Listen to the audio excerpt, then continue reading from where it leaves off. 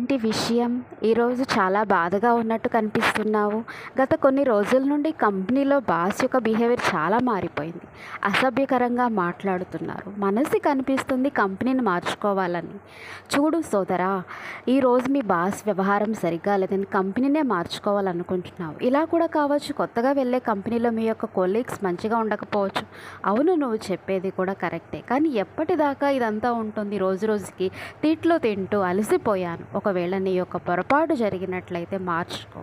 ఒకవేళ నా పొరపాటు లేకపోతే బాధపడవద్దు. ఎవరి వ్యవహారంతో మన యొక్క మూడిని కింద మీద అయితే దీనిని అర్థం మన మనసు బలహీనంగా ఉంది. ఏం చెప్పాలని అనుకుంటున్నావు? బలహీనంగా ఉన్నావా? లేదు లేదు, జిమ్కి వెళ్ళి చాలా ఫిట్గా ఉన్నావు, కానీ శరీరం మాత్రమే. అదేవిధంగా మానసికంగా కూడా ఫిట్గా ఉండాలి. ఏ విషయం మీ మనసు మీద ప్రభావం పడకూడదు.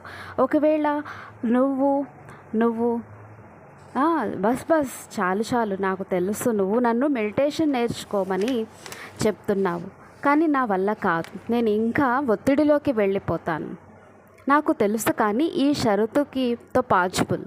శరీరం ఫిట్నెస్ కోసం జిమ్తో పాటు సరైన డైట్ని కూడా అనుసరిస్తావో, అలాగే మానసికంగా ఫిట్నెస్ కోసం మెడిటేషన్తో పాటుగా చక్కటి ఆలోచనలను ముందును తీసుకోవాలి. చక్కటి ఆలోచన లేక మందు అంటే మూడిని పాడు చేసే వైరస్ నుండి రక్షించుకునేందుకు సకారాత్మక జ్ఞానపు విషయాలను చదవాలి. అలాంటి వీడియోస్ని కూడా మనము చూడాలి. మనము మన మానసిక భావోద్వేగ ఇమ్యూనిటీని దృఢంగా చేసుకోవడానికి మనసు యొక్క జంక్ ఫుడ్, నెగిటివ్ స్ట్రెస్కి బదులు హెల్తీ ఎంపవరింగ్ కంటెంట్తో పాటుగా అవునవును, అర్థమైంది. ఆ విషయం బాస్ది కావచ్చు, అత్తది కావచ్చు, బాధగా అనిపించవచ్చు.